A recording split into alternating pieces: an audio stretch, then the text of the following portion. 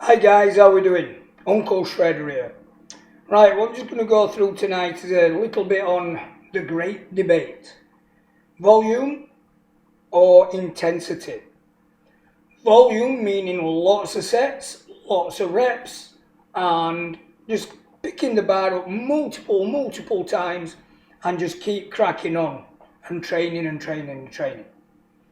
Intensity meaning not so many reps, but a much greater weight and really getting the struggle that way.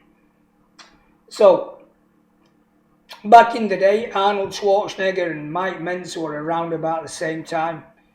And Arnold used to do lots of really high volume, and Mike Mentzer used to do lots of really high intensity.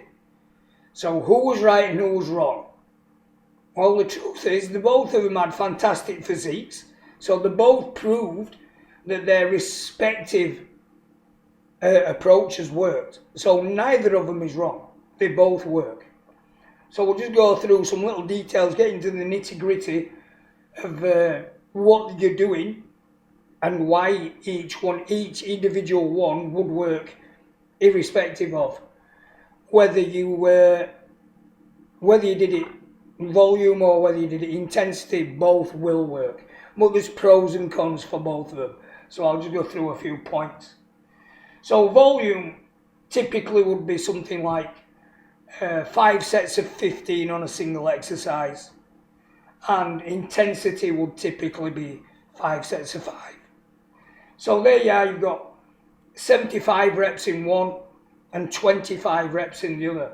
You know, one is 1/3 as many reps as the other one is. So it's a lot fewer reps, but it's a much higher load. Now, there were some case studies done on this one. The one I did read was really interesting, because what it did was it proved that both approaches worked. However, a really interesting point was the guys that were doing like 5x5 were really sore. I mean, that group had a lot of complaints. It had a lot of people missing the odd session here and there because they were so tired and so sore from the workout they did just before. So, accountability and consistency in the high intensity group weren't as good as it was in the high volume group. Right, so let's take one exercise and just talk through it in sort of real terms, in what you could sort of understand. So let's take a bench press. So if you've got an average guy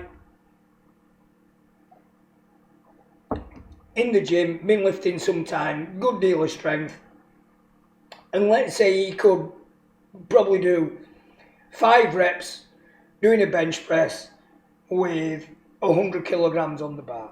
So that's 500 kilograms total. Okay. Well, the way that would maybe work out then, it's entirely possible that if you reduce that 100 kilogram bar down to 80 kilograms, then he probably would get the 15 reps. Now let's have a look at the total numbers. So 5 times 100 is 500 reps, 500 kilograms. And 15 times 80 is 1,200. So on the face of it, you would think 1,200 total is way better than 500. But is it? Why is it that you can lift so much more total doing 15 times 80 than you can doing 5 times 100?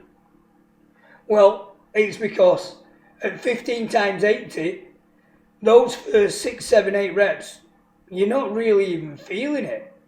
You're not really getting into it. Whereas on the 5x100, right down at the bottom couple of reps, you know, as soon as you start pushing that bar, if your max is 5 reps at 100 kilograms, then you're going to pretty much feel it, even on rep number 1. So that's why it's different. Now, pros and cons. What do we need for building muscle? We need mechanical tension, that's just lifting a weight. We need metabolic stress, which is the burn and the pump.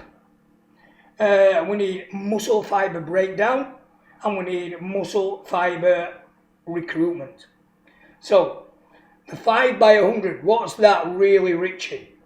Well, that is really rich in mechanical tension, and it is really rich in muscle fiber breakdown in a short space of time. And that is typified, and it's proven by the guys that were in that study that were really, really sore after just 5 reps of a really heavy weight. The 15 reps, what's that got going for it? Well, what you're really putting into on the 15 rep range is much more metabolic stress.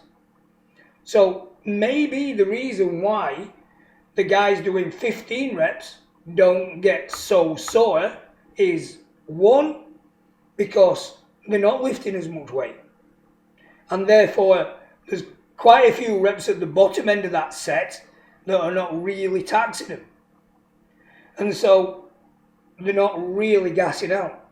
The other thing could be as well, though, that because they're lifting a lighter weight, their connective tissue is not getting so stressed. And there's another thing that I think happens as well when you're getting up to high reps. I think the metabolic stress takes over. I mean, I think that burn and that pump just gets so unbearable that you put your weight down. And I think a lot of people in high reps finish with a lot more reps in reserve in reality than the lower group reps. I think it's, you know, if you're really determined, you could do 5 reps. But if you're really determined, you could actually get 6. But that's nearly 20% more. But if you've done 15 reps and you're getting to 13, 14, 15, to do 20% more, you've got to do like another 5. So I think a lot of people do get the high rep groups, and it's the burn and the metabolic stress before muscular failure that is the deciding factor on when you put it down. So I believe that the high rep groups, although you're getting great metabolic stress and you are getting mechanical tension, I believe that the actual burn and the pump and the discomfort of the heat in the muscle is what makes most people give up. And I believe that the high rep groups have more reps in reserve than the low rep groups. That's just a thought. So, with this in mind then, that we definitely know that both approaches work. Which one is best? Well, the simple answer is, which one do you like best? If you like a big farmer's son kind of guy, and you know, you look like you work in a blacksmith shop with a hammer and an anvil all day, then you probably just will enjoy lifting great big weights up and down. That's, you know, you just probably will get a kick out of that. You probably enjoy lifting the weight that not many other people in the gym could lift. And if you're more slightly built like me, then your joints are not going to be as robust. You know, we can have big muscle bellies and we can expand our muscular mass, but the one thing us ectomorphic guys can't do, we can't increase our joints. You know, the width of your elbow is the width of your elbow. Your ankles are your ankles. You know, your knees are your knees. You can strengthen the connective tissue there, the tendons, but you're not going to do a lot to increase that size. So yeah, for more ectomorphic, more skinny guys like me, then probably the higher rep range is a more suitable approach.